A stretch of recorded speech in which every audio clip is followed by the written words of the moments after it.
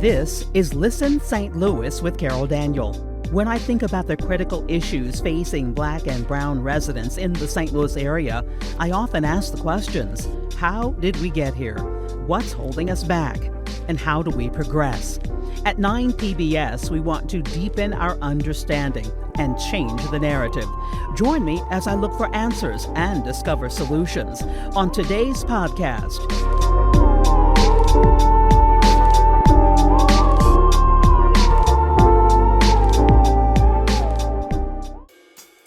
Likely you've heard the term food deserts, when a community doesn't have available grocery stores and therefore fresh foods within a certain distance. But what about pharmacy deserts? Major pharmacy chains like CVS and Walgreens are closing hundreds of stores nationwide, and that is leaving residents and community leaders worried about health risks and limited access to medicine. That happened when a Walgreens closed in a North St. Louis neighborhood on North Grand, the next closest pharmacy 2 miles away. That's easy if you have a car. Today on Listen St. Louis with Carol Daniel, Dr. Marcus Howard, owner of GreaterHealth and Wellness, joins me to talk about his journey to healing the community, one prescription at a time. That's next on Listen St. Louis with Carol Daniel.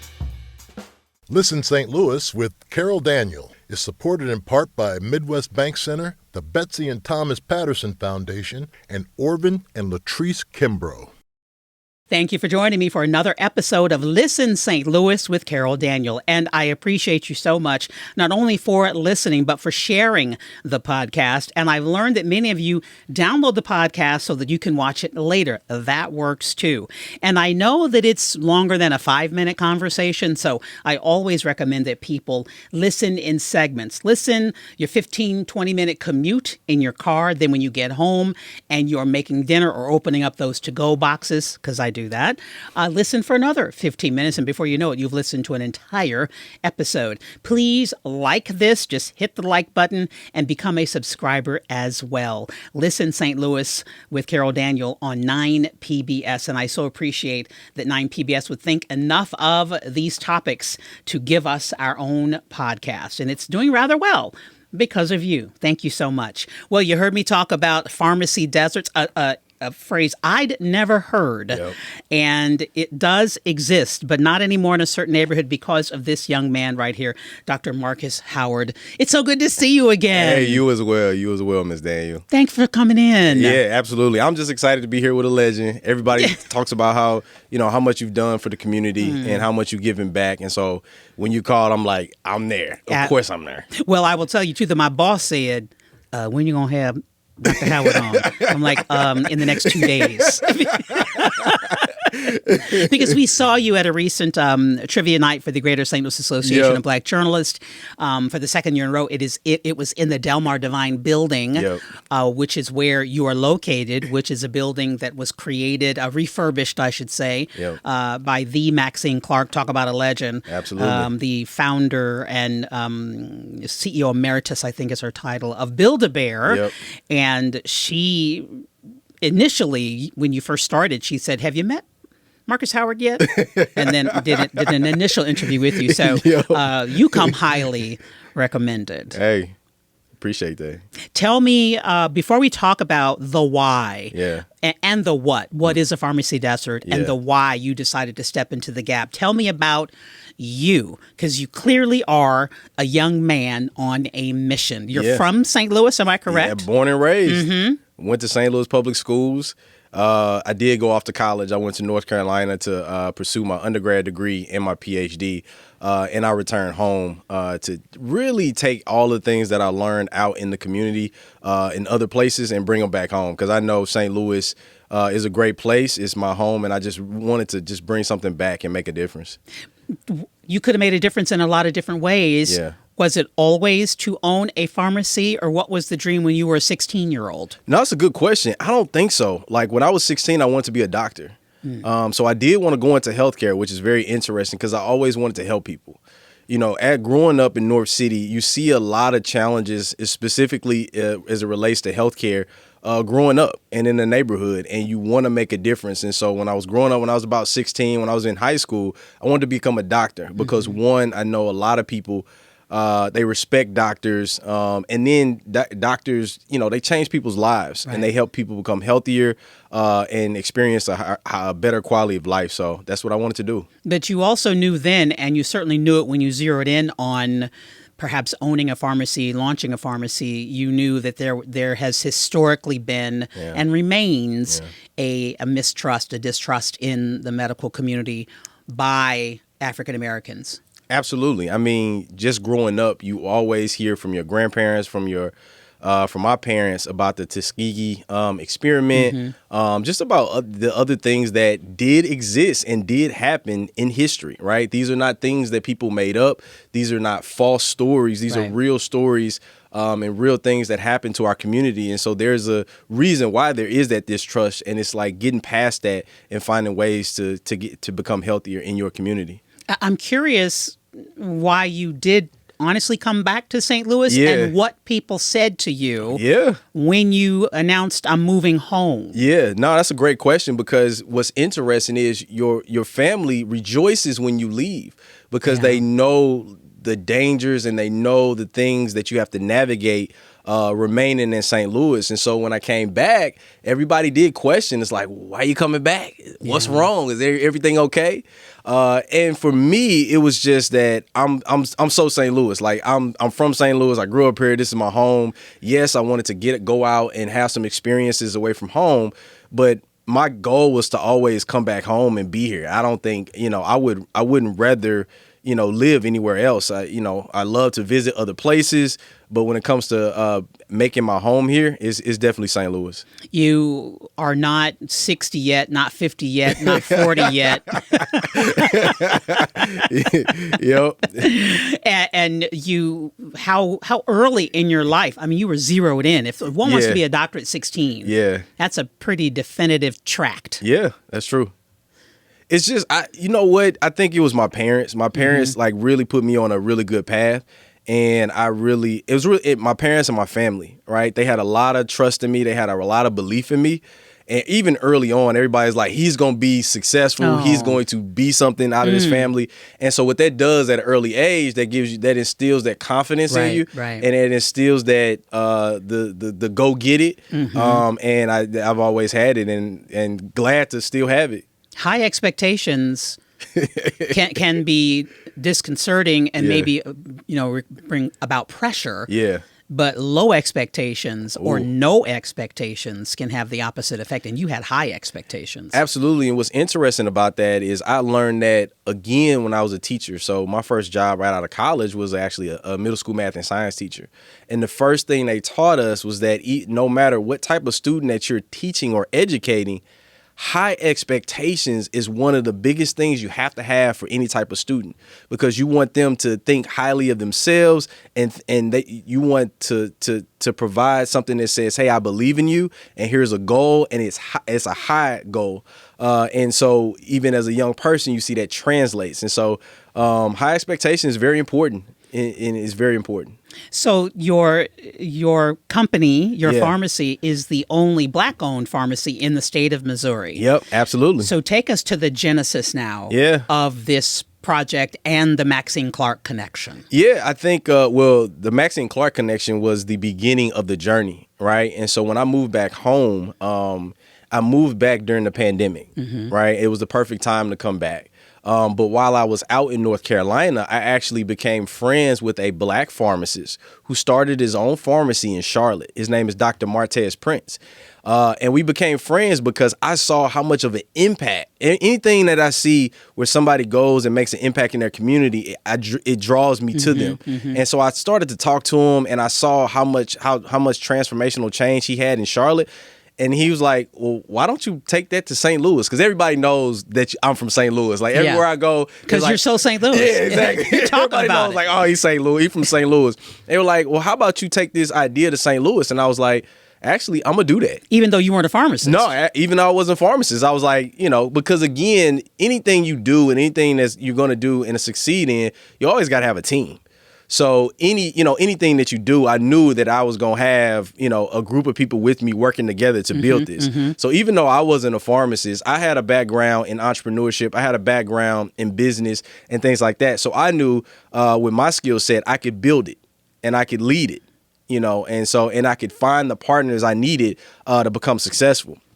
And so when I came back, I told my parents, of course, and I told my friends, and my parents are funny because they just believe in anything that I say I'm gonna do, right? I say, well, that's great. Right? No, it's really great, right? It's like they're like, okay, yeah, it's like, okay, Marcus, we believe in you, we got you, right? And so those are the first people I told, and literally the second person that I told was Maxine Clark. It was. And so I reached out to Maxine on LinkedIn. Anybody that says LinkedIn is not a great source of referral, LinkedIn is great. They don't know what they're talking about. They don't know what they're talking about, man. LinkedIn is a great way to reach out to people.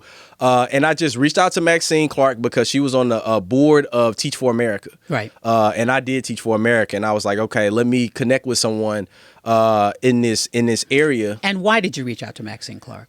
Because I've heard, Maxine Clark is Maxine Clark. Yeah. She's the founder of Build-A-Bear. She's on the board. She's very involved in this community. When you read about her, she has a huge vision for St. Louis. And I'm like, well, this is a person who, even if she can't directly help me, she can point me in the right direction. And she's that person. She will do that. Absolutely. Yes. And she's that person. But when I said, hey, Maxine, my name is Marcus. I'm a former Teach for America. I have this idea. It was just an idea. And the idea was, at the time, I want to start a Black-owned pharmacy in the city of St. Louis. I need to raise $1 million. What do I do next? And that was the message I sent her. And literally 10 minutes later. Wow. Literally 10 minutes. Wait a minute. I have heard this story a time or two. Yeah. But I never heard that part of it. Yeah. And literally 10 minutes later, Maxine says, I'm building a DelmarDivine. One, do you have a place? Because I love the idea and I want that pharmacy to be in the DelmarDivine. And two, I got a list of people that I think could help. And after that, Maxine, that was it. That was the partnership. And me and Maxine have been working, and you would think that I'm the only person she's helping because we working hand in hand. I mean, hand in hand. I probably was talking to Maxine probably 4 or 5 hours a day, and she's building the DelmarDivine. But it was that type of belief. When somebody like that believes in you and believes in your idea, right, and is pouring into you and pouring into me, yeah. That's what was, for me. That's why I was like, okay, I have to do this. Like, even if I was like, oh, that's a great idea, let me back out.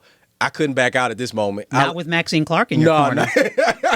And you did, and I'm intrigued by all of it. But yeah. But you thought, I can't be the only one she's helping. Yeah. Oh, because no. she is who she is. Exactly. But maybe I am the only one because she's talking to me so much. So much. What do you remember her some of the things she was saying to you, advising you of, and how she was encouraging you then? Yeah, I think it was just really, I love the idea. So one thing that people underestimate, especially with an entrepreneur and somebody has an idea, just telling someone that they have a great idea goes light years and gives them the confidence to keep going. And why is that? Because you're verbalizing it? Because you're verbalizing it. Because when you start an idea and you don't necessarily know, is it going to work? Is it not going to work? Right? That first step is building confidence. Right? That gives you the confidence to keep going, to sustain yourself. And when somebody just tells you they don't need to give you money, they don't need to, the person just saying, this is a great idea. Yeah. Gives you so much, gives you so much energy, gives you so much confidence to say, I'm going to do this. Okay, so lesson number 1, tell someone. Exactly. Okay. Right. But tell the right person. Right. Because if there's a naysayer, Debbie Dowder in your life, don't tell them. We'll see that, and that's the thing. And so we're working with Maxine. That's why it was so great working with her, because she believes, just like very similar to me, that anything is possible. There is no such thing as no. Right. And it was funny because a couple of weeks ago, I went into her office and I said, hey, Maxine, I don't think I'm gonna be able to do this. And she's like, you disappoint me. We don't talk like that. And I'm like, oh, you're right. All right. How do we do this? Right. And then we changed the conversation and then we went out and we made it happen. And so that's the type of having somebody in your corner or a mentor like that keeps that type of mentality around you is very important. I'm going to stop and say I got like 80 questions because I over prepare. Which lesson number 2, over prepare. Yeah. But I'm going to stop and say that to hear from, how old are you, Marcus? 31. Dr. Howard, excuse me. Yeah. Oh, you're fine. 31. Yep. To hear from a 31-year-old black man from the city of St. Louis Public Schools, Yep. St. Louis Public all Schools. of those things Yeah. that would be a negative Exactly. in one column. Yep. Say, without a doubt, anything is possible. Yeah. Is so inspiring. Absolutely. So inspiring. And you know, Ms. Daniel, that was one of the things that I didn't realize while I was on this journey that people kept telling me it's inspiring. I'm like, I haven't done anything yet, right? But the mere fact of having the confidence, exactly, which, like you said, coming from North City, St. Louis, going to St. Louis Public Schools. I didn't go to a gifted school. I didn't go to, I'm part of this. This St. Louis raised me. Everything that I learned was St. Louis. And so, just the mere pursuit of pursuing something so audacious is inspiring. And I'm really happy to be in that spot. When did you realize, because your friend in Charlotte starts a pharmacy, you see the impact on the community. When did you realize that or was it that there was a gap, or you just knew that, as you saw with him, that a black-owned pharmacy would have impact? No, what's interesting is living outside Missouri, you hear a lot of news stories about St. Louis, and they're almost always negative. Yeah. Right. I mean, and so everybody comes and tells you because everybody knows you from St. Louis. And so you see the articles about high STD rates, high HIV rates. When the pandemic hit, you see it was a news story. It was a national news story about St. Louis, black people disproportionately dying of COVID. And so it's always, and it's so many, and then growing up, just knowing, how prevalent diabetes is, high blood pressure, high cholesterol. And so I knew, and I've seen reports that research reports from WashU and local researchers about the issue, and so we knew it was a big issue. You knew the healthcare was a problem. Absolutely. And not only access, but outcomes. Exactly. Right. And what was interesting, though, is when we did the research, a lot of people don't really know pharmacies are probably the second most important healthcare providers in people's lives, because after you leave the doctor's office, a pharmacist, you see them once a month or every 3 months. Right. Right. The pharmacist's role is really to help guide you on what medication to take, but not just what medication to take, what vitamins to take, what to eat, how to stay healthy, what to do. That is there, and they're more accessible, right? You can go in a pharmacy and talk to a pharmacist. Absolutely. You can call a pharmacy, and you can't do that with your doctor. Yeah, and any other healthcare provider. So when we learned that, it was like that's why pharmacy is the right move, because it's pivotal. And it's accessible, and it actually helps guide people to a healthier lifestyle. And so Maxine responds to you in 10 minutes. It's a great idea. Yeah. This is during the pandemic. Yeah. She's rehabbing. Yeah. And still, we're phase 1, phase 2. Yep. There's a lot to go. And then what happens? How do you raise the money? Is that what happens next? Good question. So we compile a list of about 80 people. Wow. To reach out to, right? And so basically she's mentoring, so I get my pitch deck ready, because you have to be able to tell a good, compelling story, right? So when you're raising money, or you're trying to get people to come on your side and join your team, to buy in, especially when you don't have anything and it's just an idea, you have to really be able to tell a compelling story. So we sat down and we compiled a list of 80 people together, and I was off to the races. And I just started reaching out. It was really just, she would email, CC me on emails and introduce me to people. Some I just cold called, and I just started reaching out people and telling my story. Hey, go ahead. Hey. Oh, hey, I'm Marcus Howard. I'm from St. Louis. I just moved back. I want to really make an impact in the healthcare space by building a pharmacy that's radically inclusive, that's culturally responsive. And I think it will change the way people perceive healthcare in this city and in this state. I'm looking for support.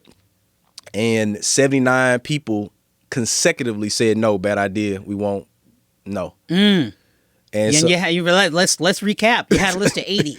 You're right. And 79 said no. It literally sounds like a movie. Okay. It literally sounds like a movie. And one could have given up at 40. Whew. And it hurts. It is, you know how tough it is to build something that's so personal because it's your idea. Right. And for other people to say, what are you doing? Why would you want to do that? You didn't just get no, you got that's stupid. Exactly. Yeah, exactly. Stupid. Exactly. Right. And so it's like, it hurts. Yeah. But I also never, so again, that was another pivotal reason why Maxine Clark was so important, because she was the second person that I reached out to who said it was a great idea. So one, if these people not on Maxine Clark level, look, too bad. Too bad, right? You saying it's a bad idea? Okay, let me keep going. Because Maxine Clark. I got Maxine Clark on my side. And she's already said it's a good idea. Yeah. Right? And so that is actually one of the things that helped me keep going to 80. And then the 80th person was the former CEO of the Missouri Foundation for Health. And I sent them, and I didn't even talk to him. I sent him a cold email and I sent him a pitch deck. And he was like, I love this idea. I want you to talk to my team because I think this is something that's right up our alley, and we want to move forward with this. And I did like 4 months of interviews and documents and just proving myself that I'm a worthy candidate. And they ended up giving me $1 million. So you they literally you have stumped me. Let me formulate my words here. So you go through 80 and you're thinking, I imagine that I can get 10 to give me $100,000. Exactly. Right? Exactly. And 79 say no. Yeah. And number 80 says, here's all of it. Yes. What was your reaction, and did you call Maxine and then your mama and then your daddy? I called everybody. It was because I was waiting on an email because it was like they had a board meeting and they had to confirm with the board. Right. And so it was like, we love it, but here the board has to say yes to it. And I got an email and they said the board approved it. We think it's a great idea. But you still didn't know. Did you know $1 million? Huh? Did you know all of it? Did you know they approved? When did you learn that they were going to give you the entire amount you needed? Yeah, it was through an email. And I just was, I went crazy. And I called everybody. And I just started blasting off emails. Got the money. I got it. We good to go. We about to, and because I think at the time, and again, it go back to Maxine. Maxine reserved a spot for me before I got the money. Right? She had faith. You got to understand, like, as an important project that is, she waited for me. And I will tell you that I toured the building when it was under construction, and this is going to be, right. She said to me, this is going to be a pharmacy. Right. I'm like, oh, okay. And I'm like your mom and dad. Okay. Whatever Maxine says. Okay. Yeah. And then it was you. Exactly. And I didn't know she was working. Of course, why would I know? But I didn't realize that was going on behind the scenes, or I don't even know from the time frame of when I did that tour. I don't know where you were in the process. I don't know that right now. But it wasn't definitive. I don't think it was definitive. Because as soon as it became a definitive, we started working on it. So no, it wasn't. And so, I was just like, still don't have the money, Maxine. And she was just like, don't worry, just keep going. Wow. Just keep going. Wow. I love her even more. Man, I was like, and so when we got the money, it was a huge. But now you still have to build and staff and convince the community. Yeah, absolutely. To come. And that's a whole different ball game. That's 3 more chapters. Yeah, exactly. Yeah. That's a whole different ball game. And that's what you learn. Like, every chapter is so different. And I think I was talking to your team before this interview just about like how difficult and how nuanced this journey is. Just when you think, okay, I have some stakeholders who's invested, who on my side, now I got to build a team. Yeah. And boy, that is a whole nother can of worms when you have to build a team. I think any entrepreneur who watches this will, and I'm an entrepreneur. My husband is an entrepreneur, and we weekly lament the fact that it is hard to find good people period. Yes. Because if you have an entrepreneur has a vision. Yep. And when you hire employees, Yep. they may or may not have the vision. You hope they do. Yeah. So the next step is we build it, right? And so we built the pharmacy. I hired some consultants that helped me design it, and we built it. And it looks incredible, right? Mm-hmm. And so again, I don't have a lot of experience in building a team. And so, okay, what do I need? A pharmacist. I need a team. Oh, resume looks great. Oh, let me hire these people. Oh, I got a pharmacy. I got a team. I'm ready to go.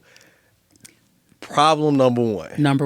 That was one of the biggest lessons I learned is people are the most important thing in your vision. Whether it's stakeholders that are helping you, stakeholders, people that are working within your company, and or the people that you're serving. People are the most important. And so what I realized, like you just said, is like you have to have people that see the vision very similar to you do. Mm-hmm. Because if they don't, there's just so many. They'll check in, they'll check out. Exactly. It's just so many challenges. And it's not that I'm a bad person. It's not that they're bad people. It's just that the vision's misaligned. Yeah. And we are looking at this totally different. Right. I'm looking at it as there is a brand that we have to create. Also understanding what it means to be a Black-owned business in St. Louis. Right. You have to create a brand that says professional at all times. At all times. You have to say customer service has to be on point at all times. Yeah. Right. There is no. Can I get you to go into the restaurant industry? Right. And so, and so that, and I wasn't wavering on that because I knew, like, I didn't have to be a pharmacist to understand what people wanted. Yeah. Right. Because I was a patient. I've been a patient. I've been a person on the receiving end of care. And you heard from your parents and your grandparents. And I heard from my parents and my grandparents. And you know the connection or lack thereof. Exactly. That Black people have with the medical community. And so I knew how important it was. Yeah. And so when people not necessarily understanding that they come from a Walgreens or they come from a CVS and, and people might not care about this and, they don't care about that. It just wasn't misaligned. And so that was the next big thing that I had to learn. So it took me, I'll be honest, it took me a good 6 months. And it was high turnover. And so I'm glad I get to share this now because I think a lot of people need to understand, like, don't be afraid to fail in the beginning, right? I wasn't afraid to say, I didn't care how people saw me as like, oh, what's going on? It's a lot of turnover because I knew I had to find the right people. Right. And that takes time. Right. And so it was a lot of turnover because I was like, hey, not right person. What is Maxine Clark saying? Because I know you're consulting. You're telling her this is a problem. Absolutely. What do I do? How do I? Absolutely. And so she again, I think what she was saying is the same thing she got was that you have to find your people.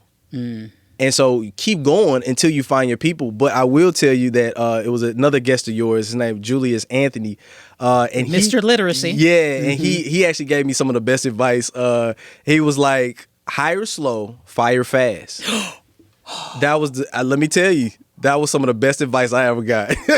To all entrepreneurs. That was the best advice I got from Julius. Hire slow, fire fast. Yes. Wow. Because you got to How about federal government? Can you do that too?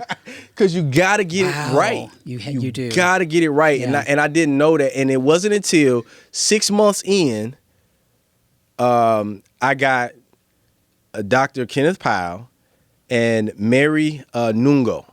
That was my two. That was Mary was she was a pharmacist in Ghana, and she moved over to the United States to finish her credits to become a pharmacist in the U.S. Dr. Kenneth Powell is actually from Tennessee, and he had just moved to St. Louis. And they, and I interviewed him and brought him in, and that was my team. And let me tell you, I read your reviews, why would I do that? But I was looking at the website and just the reviews popped up and customer service. Yes. Or words used. Yes. And people talk about the way they felt. Yes. In lots of your reviews. Yes. When I came in, I felt. Yep. Right. That was just review after review after review of people feeling they were treated well. Absolutely. And that comes with finding your people that understand. When they came in, they understood the assignment. They knew, hey, we got a vision, we got a goal. We know they just knew what I wanted. They just knew what they wanted. As a healthcare provider, they knew what type of services they wanted to provide, what type of care, what type of trust. And when we came together, that's when we had something. That when that core team got assembled, we were off to the races. We're going to talk about the unusual thing that you at GreaterHealth prescribe. Yeah. But explain for us what it means to be or to have an equitable and culturally responsive pharmacy. What does that mean for you? Yeah, well, one, it was the reason why we wanted to start the pharmacy, right? So we didn't want to start a pharmacy and then try to be equitable and then try to be culturally responsive. We are culturally responsive and inclusive by design, right? And so when we developed this idea, we went out into the community and we surveyed over 100 people. This is just on the street, went to different campuses and went to different neighborhoods and asked them, what is your definition of healthcare? How do you feel about pharmacies? How do you feel about medicine? How do you feel about, and so we synthesized that into what we call a radically inclusive, culturally responsive pharmacy. One, we want to make sure that this is a pharmacy that anybody can step foot into, irregardless of race, ethnicity, country of origin, orientation, religion, anything, and be able to get the best service and the quality service if possible, right? And so when we did that, we heard what's missing. Okay, other health services are missing. So we integrated a SSM Express Care Clinic. So I reached out to SSM and said, hey, SSM, I'm building this pharmacy. This community is void of healthcare. They invested almost $500,000 into building an express clinic inside our pharmacy to partner, right? But we only knew that once we responded to the people. Right. When we started to understand the culture of the people, Band-Aids. We started to buy Band-Aids. We sell Band-Aids that match the skin color of people of color. And people, I'm sure there are folk out there who just like, what's a big deal? Well, then you don't understand. It's the number one selling product in our pharmacy. Yeah. Right. And I'm gonna be honest, I didn't realize how much of an impact it made on our people. Yeah. When they come in and people just get so excited because what it says to them, I'm in a healthcare space that sees me, that cares about me, that is going to listen to me and is going to respond to my needs. And in a healthcare space, that is so incredibly important. I just thought of something for you because I'm one for T-shirts and bumper stickers and book titles. We care about your cuts. Yeah. Wow. And we care about your cancer. Wow. And so for me, because I bought those Band-Aids, my children didn't have them growing up. Yeah. But, when they got in their later teen years, I could find those. Yeah. And even for me, as a 62-year-old woman, to know that a company knows that covering my cut matters. Absolutely. It matters. I see your cuts. Absolutely. Yeah. Absolutely. And it means the world. And so, again, also what it means to be culturally responsive is that the people that I work with, we train every day and we work on every day in understanding everybody who comes into our store, what they like, what they listen to. We play the music that our patients listen to. We have art on the wall that reflects the culture of the people. See, what being culturally responsive is everything about medicine is social. Right. It's not just taking medication. Right. And so I take people back to and you might be a little too young for this, but when I learned, like when I was younger, my grandmother would give me Father John's. Right. For a cough or rub Vicks salve on my chest or under my nose or take prune juice. And so and you would say, well, why did you take that, Marcus? Because I loved my grandmother. Because I believed that what she gave me was going to actually help me, but I believed that she cared about me. And so those things we want to bring back to healthcare. Because a lot of what people say about healthcare now is they don't care about me. Yeah. They just want to make money off of me. Right, they just gave me some medication and they just want to make money off of me. Right. And so we wanted to take that out and we wanted to really focus on a social aspect. And so when you say, I'm so grateful that you said those about those reviews, because that shows that our focus on social people having an incredible experience is working. And you're building a relationship. And we're building a relationship. And I guess the bottom line is, if I build a relationship with you, because now currently the relationship is broken. Yeah. So you have, not only just because of economics, but because of that coupled with economics, coupled with a lack of trust. Exactly. I'm not going to even go to the doctor. And that exactly. Yeah. Right. And that's when we, and again, to your point, that's what you realize in your research. People stop going to the doctor, but even though they distrust the pharmacy, they have to take their medication. So they're always going to the pharmacy. So, right. And so whether the pharmacy is doing what they're supposed to do or not, people are going to the pharmacy frequently. So that's when we knew we had a really good idea that we could transform people's experiences somewhere that they had to come to once a month or every 3 months or very frequently. And so that's another reason why we chose pharmacy, because we knew we were like, people got to come to us. Yeah. So how about we just transform this experience? And when they do have to come to us, they have a great time. The thing that you prescribe that people will be shocked to hear is food. Yeah. Talk about that. Yeah. So we had an incredible partnership with Operation Food Search, which Maxine Clark is on the board of. Right. And I think we talk about a lot about partnerships. I think that's another thing that I believe, right? I know that I don't try to profess coming into a community or my community and saying we the only ones doing this and we the only ones that know. Our being culturally responsive also means partnering with organizations that are also serving the people, right? And who understand the needs of the people. And so what you said earlier was about food deserts. We not only live in a pharmacy desert, but we live in a food desert. Yeah. And not only do we live in a food desert, food is also helps people become healthier, right? And so a lot of the people that we serve have high blood pressure, high cholesterol, diabetes, other chronic conditions that food can improve. And so when we reached out to Operation Food Search, again, it was about pitching, just pitching a partnership that say, hey, here's an opportunity to bring food and medicine together. Because again, that's also a part of culture. Our culture says, we like doing natural stuff. Yes, we do. We don't always love taking medication. Yeah, drink this tea.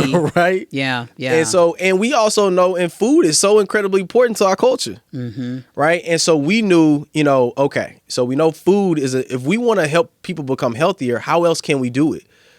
We can give our patients free fruits and vegetables and other foods that we know will lower cholesterol, reduce sodium, lower the sugar, the sugar in the blood and things like that. And so now Operation Food Search delivers the food to us, and our delivery driver, we deliver food, a bag of food, and people's prescriptions. So now, again, it shows the community we don't just care that you take medicine. We actually want to see you become healthier. Right. And so that is the mission, and that's the vision that we want to purport to our community. And how has that been received? Man, I mean, and that's why I love St. Louis. St. Louis has really wrapped their arms around our pharmacy. I have to say, like it has been. But again, we've shown a lot of love, and the community has shown a lot of love back. Right? When you genuinely care about people and they know it, you can't trick St. Louis people. Right? They know when you fake, and they know when you real, right? And they know that the people who work at our company and me and the organization, we truly want to see our people become healthier. And so the people, man, the first time we delivered this food, we had people breaking down in tears. Really? And we were like, we're just giving free food away. But they like, no, you don't understand what you all are doing. You all care about us. And we see it, right? And so we had people breaking down, crying, calling our pharmacy saying, thank you so much. And so, again, it's similar to the Band-Aids. When we do some of these things, it's really just to help people. We don't really realize how much of an impact it actually has on people, and it has a huge impact on people. How have you seen the level of trust change? Yeah. I think if people are crying when the medication and the food is coming, clearly trust is growing. Exactly. And I think, but that's what our business is built on. And that's what the business of healthcare has to be built on. If we actually want to see people become healthier, is you have to have trust, right? It's one of the issues with the vaccine. When the vaccine was distributed, people had access to it, but Right. they had access to go get it, but there wasn't real access to it because people didn't trust it. And you have to think about that in access too, right? Access is not just about the availability of it, but it's that, are people actually going to trust this and take this? Yeah, access is a verb. Well, I access it. Exactly. Yeah. Exactly. Yeah. Mm-hmm. Right. And so when we realize that, we realize trust is what we have to build our business on. Mm-hmm. We have to trust when we offer free home delivery to all of our patients. That's building trust. You trust us that we want to get you this and make you healthier. We trust that when you call us that we're going to try to find the cheapest route to you receiving your medication. You have to trust us that we're not just telling you this. We're also going to tell you, hey, if you have high cholesterol, maybe take this fish oil in addition to, so you don't have to take this, and then we'll revisit this and right. Trust is huge. Yeah, and hugely lacking. Have you seen? You've been in business how long now? About a year and a half now. So that is possibly long enough to see people come off. Yeah. To actually become healthier. Absolutely. Yeah. Because of people can take medications regularly. Yeah. And sometimes you're on it for your entire life. Other times you're doing everything else required, and you actually become healthy and don't need that any longer. Absolutely. So have you seen people's health outcomes change? Yeah, I think absolutely. Or is that a longer term goal? It's short and long term. And I think in the short term, we've actually had one of our patients who was in her 80s, who was on like 20 plus medication. Oh my gosh. And she came down, sat down with one of our pharmacists, and we went through all of our medications, and we reduced it to under 10. Because they were duplicates, because she was just being prescribed medication. Nobody was really looking at it. And when I say, and again, within a month, her nephew came and said her health has improved drastically. She is walking around. She is calling me to take her to Walmart to walk around. This is the first year she came to the family picnic. Just that drastic change, right? And so we are definitely seeing people's health improve. Right. And so those are the types of things that we pay attention to. And that's building trust. Right. So now when she, or her family members come to us, they know, they actually care. So, and let's bring this Medicaid. Do we really need this? Right. And they know we'll tell you the truth. Right. I mean, ideally, I've been going to a pharmacy. Yep. I'm on one medication, but long enough that I've always thought that the pharmacist is the one who's going to check my medications. Yeah. But that doesn't always happen. No. It's supposed to happen. It's supposed to happen, right? And that's actually one of the some presentations that we do in the community now. It's like, what is a pharmacist supposed to do? And a lot of people don't even know the services that a pharmacist is supposed to do, right? So if you're going to a Walgreens or a CVS, they're doing hundreds and hundreds and hundreds of prescriptions. They are filling prescriptions and giving to you and getting out, and you're getting out of there, right? Because it's more about money. It's more about base. Now, the pharmacists themselves, if you talk to them, they really want to help people, right? It's just the volume's so high, exactly. They don't necessarily have time. Right, exactly, and the expectations from their employer. But for us, we wanted to build a company that, yes, we're for profit and we make money, but we don't have to make money on over medicating people and just giving people medications. We also make money off of providing health services, right? And we provide service. We make money off of sitting down with you and getting you off of medication.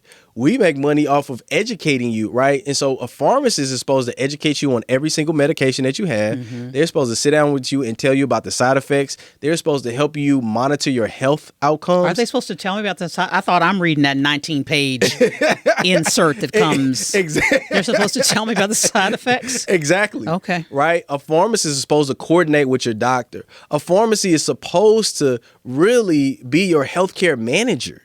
Right. And so when patients come to Greater Health, it's like, wow, is a pharmacist supposed to do all of this? Yeah. Actually, yeah. Right. And so now we're not only in our community, but we're reimagining what people think about for healthcare and for pharmacy. How has this changed you and changed your life? It's been the best thing that has ever happened to me. Like, again, it's like you have something that you think you want to do in your life. and then God takes you in a whole different direction. But the direction is better than you ever could imagine. Right, I couldn't have imagined leading an organization with great people and helping my community, like, because pharmacy is so high touch. Like, I am talking to people every day. Like, we are helping people, not theoretically. Right. We are directly supporting people in our community, and to see people and to have conversations with people and to hear them and to see their comments and to see their reviews.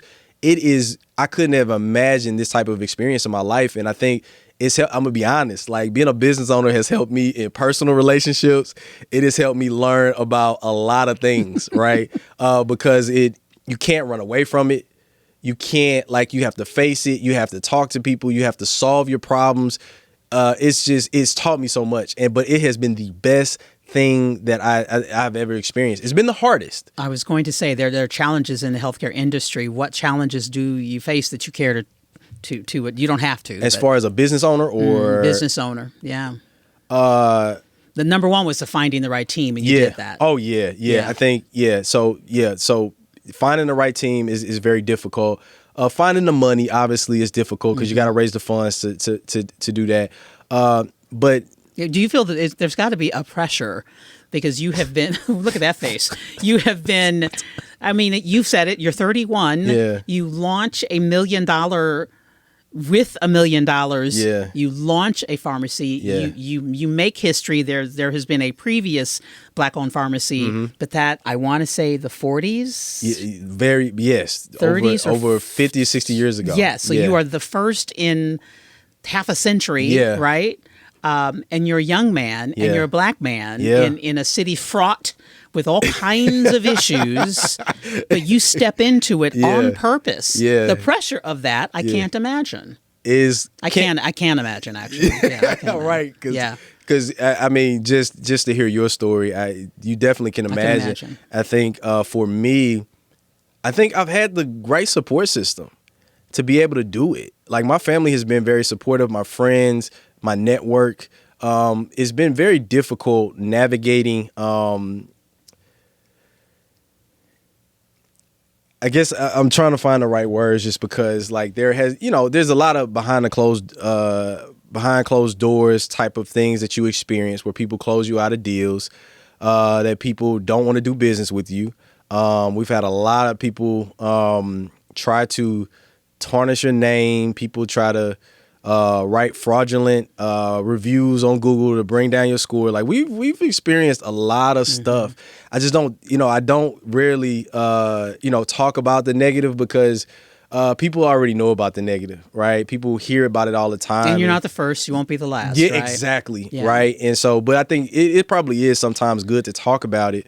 But it's just difficult, right? Because one, the difficulty of being a Black male from St. Louis is a huge barrier. I will, just because people's perception of Black men growing up in St. Louis, right? It's okay if if you came here from, a different state, right? If you came here from Florida it's a or crazy Boston thing about or this place. Yeah, exactly. Or a different, it's okay. But growing up, we don't, there's a talk about low expectations. Exactly. Yeah. Right. And so people look at you and people don't, truly believe in you. And there's not a lot of you. Exactly. There's not many of you. Yeah. And so we want there to be more of you, which is one reason that which first of all, Maxine Clark said, you got to meet Marcus Howard. I'm like, oh, absolutely. If she's intrigued, I am too, because she's a wise person. She's a wise, encouraging woman who's intentional in this community about lifting people up and definitely about lifting Black people up. And a variety of minorities, but lifting Black people up as well. Yeah. And so that's why one reason I was like, I'm absolutely going to interview. And then I sat down with you. I'm like, oh my gosh, I have two sons. I have a third son. Because you are just a wonderful spirit. Yeah. I will say that as well. Initially meeting you a couple of years ago. But I can only imagine as a Black man, there are more than we talk about. Yeah. Black men who are successful in trying to make a difference, but there just aren't enough. And the media calling us out, crime is everywhere, and we think that's the only conversation. Exactly. And it's not the only conversation. Exactly. And to go back to that, and when you see black males on TV, most of the time It's negative. it's negative. Yeah. Right. And so it is, but it goes back to some of the things I've heard you do in the community, some of the things. If you want more of me, one, you have the people who make it have to reach back. Yeah. You have to. Right. And say, I believe in you. I'm going to help you achieve your goals. You have to have it, because without that, it's a tough road. I have a sticky on my desk, and it has 3 words, and one of the words is interrupt. Yeah. And I don't know always what that looks like, that we have to interrupt. We have to interrupt patterns. Exactly. We have to interrupt thought processes. We have to interrupt behavior. We have to interrupt it. And whatever that looks like on the ground, like in your day-to-day, in aisle 9 at Walmart or Target or whatever. Exactly. Like I tell people all the time, I got cussed out in Walmart because I tried to, and I did, interrupt somebody's behavior. Yeah. And my husband's like, you can't, people are packing. You can't, You can't do that. you got to judge. I'm like, well, I will judge. I promise you I will be safe. But we're supposed to interrupt. And even parents, we're interrupters. Yeah. Right? We're growing, we're pruning. Absolutely. And when you see negative behavior, we're interrupting it. Absolutely. Yeah. That is so incredibly profound, because interrupting takes courage. Right. And so a lot of, and that is a perfect word for it. Right. Because it's so easy to just say, that's just how it is. That's the image on the news. That's just how it is. That's how they are. That's how they are. Right. But it takes incredible courage to say, no. Yeah, but I'm going to get a job there, and I'm going to turn this around, and I'm going to find news stories that's more positive, or I'm going to check somebody who I see as being, disrespectful, or I'm going to reach back. You have to interrupt. I love that. I'm actually going to take that, Ms. And you take that. I love that. And I will take what you said. If you want more of me, I will take that. Because we want more. We want more Dr. Marcus Howards. Yeah. And it is altogether possible, and we will take what Maxine said. Yeah. That, what was it? Anything is possible. Anything is possible. Anything is possible. Yeah. Yeah. Absolutely. Well, I wish you all the best. Absolutely. You know that I'm in your corner as well. And whatever it is that is happening at Greater Health and Wellness, because it's not GreaterHealth Pharmacy. Yeah. It's GreaterHealth and Wellness. Yeah. Because you're all about wellness. Absolutely. Right? Yep. But whatever you need. Yeah, and that's what we want people to know. It's not just a pharmacy. It's not. It is we care about your holistic well-being, and so that's why we intentionally added the wellness to it. Have you had that egg salad at the deli around the corner? Oh, absolutely. In the building? Uh-huh. What's the name of the deli? DelmarDivine. Yeah. DelmarDivine. Absolutely. Best egg salad you'll ever have. Right around the corner. Absolutely. From Greater Health and Wellness. Absolutely. Wow. Okay, I need something. Dr. Howard. you might need some cough drops. We got them. We got them at the pharmacy. We can deliver right to your door. Congratulations to you. What is next, by the way? I can't leave you without saying that. Oh, look, he's giving me some water. Thank you. Thank you, Bradley. Yeah, what's next? What next looks like continuing to build out our space, build our capacity at our current location. We are in the process of opening up other locations around St. Louis. And then, by 2026, we want to be a national brand because we want to make sure that all people in different metropolitan areas where there are, they're experiencing similar healthcare experiences such as ours. Pharmacy deserts. Exactly. Yeah. Pharmacy deserts get the same support from a Greater Health. And so what Greater Health looks like, it doesn't look the same in every community. It looks different in Arizona. It looks different in Atlanta. It looks different in North St. Louis, South St. Louis, East St. Louis. And so we want to create a responsive healthcare institution that really thinks about their patients and really services them at the highest quality. You are inspiring indeed, and we're so happy that you did come back to St. Louis. Absolutely. And congratulations to you on all your success. Thank you, Ms. Daniel. That is Dr. Marcus Howard with us on Listen St. Louis with Carol Daniel. And thank you for listening again to this podcast. Don't forget to like the podcast, become a subscriber, share it as well. Don't keep all this goodness to yourself, and download the podcast and you can watch it later on. We thank you so much. We'll be back with another episode of Listen St. Louis with Carol Daniel on 9 PBS.